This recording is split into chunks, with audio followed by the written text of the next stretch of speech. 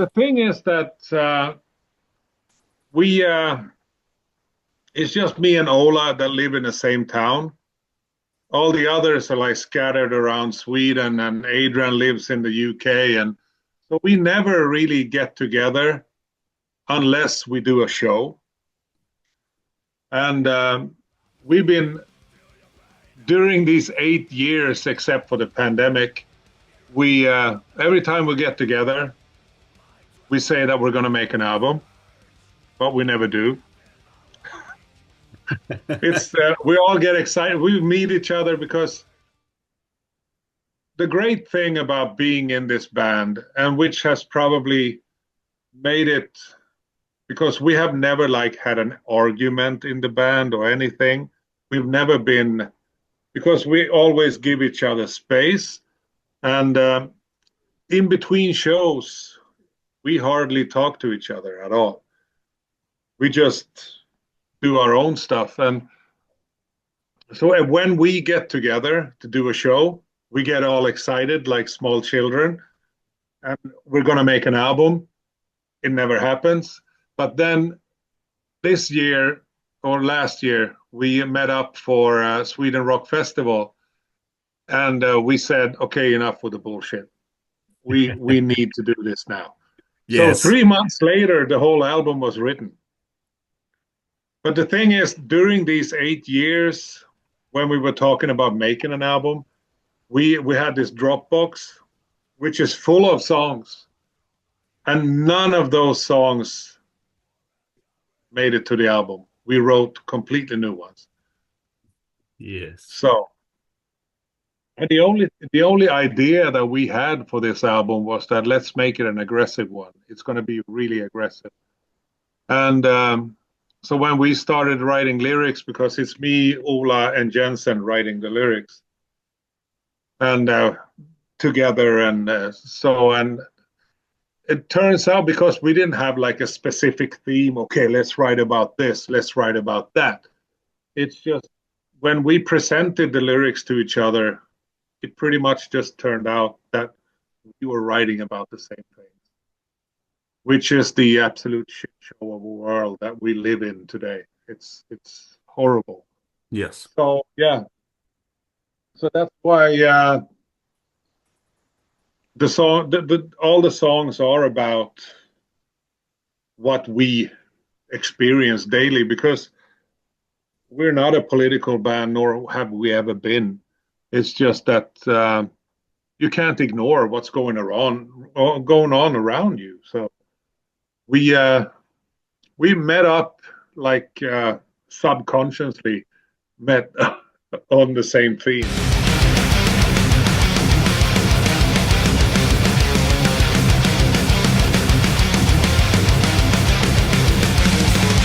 It's the sad thing about those albums is that they got lost in the noise pretty much, because there's so many bands out there, and if you're not willing to do like the young guys are doing now, they're doing promotion by themselves, they're doing all that stuff, and I guess that we are too old to make the effort, and so I guess that those albums didn't really get the promotion from us and people involved as they deserved, because Strength in Numbers is pretty much written by Ola. Pretty much the whole album is written by Ola. And I think it's a bit sad that it didn't get the recognition, but it's not anybody's fault except our own, because I guess we weren't really hyped up as we are today for this album, because this album is there was this one interview in an earlier interview that said, is this the album, if you would have stayed in the band, is this the album that would have been released after One Kill Wonder? Probably. When we recorded this album, we recorded with Oscar, and Jens ended up mixing the whole thing. we actually sent to 5 different producers to get them to make a mix of their own to see. And we sent to some like young and upcoming producers as well, just to hear how it would sound with a modern picture.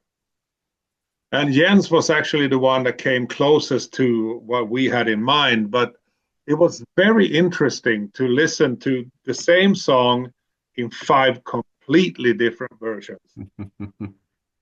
So yeah, we had some of the more upcoming like Buster and those guys to make versions of it, and it didn't really fit. Our music is not modern. Yes.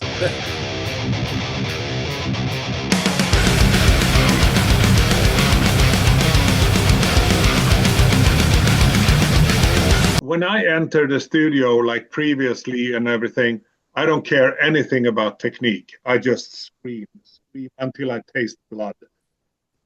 So and this time around, because I had the same vocal producer for 15 years, which is Jocke Skog from Clawfinger.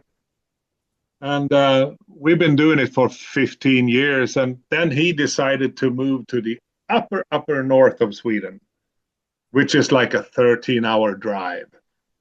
So I called my old friend Björn and asked him if he wanted to join in on this project. And the thing about Björn is that he doesn't let me get away with stuff. Because when I say, this is good, he goes, no. We can do it a lot better than this. So, and since we're good friends and everything, so and he's a real singer. He sings like Night Flight Orchestra. He sings, and he can tell that there's a lot more to give. He's just no, we're not done. We need to do another take. Oh, okay. And it usually turns out great. So yeah. But that was exciting because it's not that Jocke like allowed me to get away with stuff, but I could it was a lot easier to talk him into, okay, this is good. And Björn was not having it. He was like, no, we're doing another one. So yeah. He told me about when he recorded vocals with Devin Townsend. And Devin Townsend made him scream so much that he busted ribs. Yeah.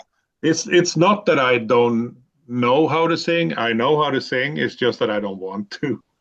But when we do like songs from Dead Eye and everything, because when I left the band in 2003, I didn't listen to any Haunted or anything because I was pretty much done with the whole music. And so once we got back together again and they presented, and then I started listening to those albums, and these are amazing and fantastic albums. And I particularly love The Dead Eye. I really love that album. It's really, really good. And I really enjoy singing those songs. So we do a lot of those songs because we have 10 albums now to put into one set list because everybody has to get theirs. So there's a few songs that I sing as well when I do Peter's stuff. So yeah.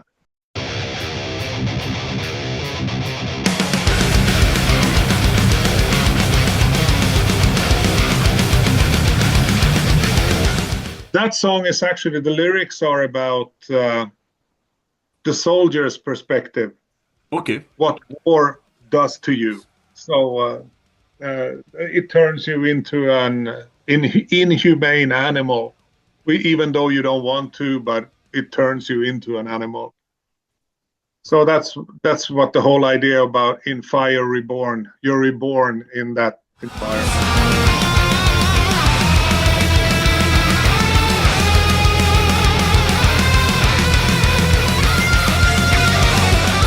We pretty much missed out on all the festivals and everything because they're booked like in March, April, March, somewhere around there.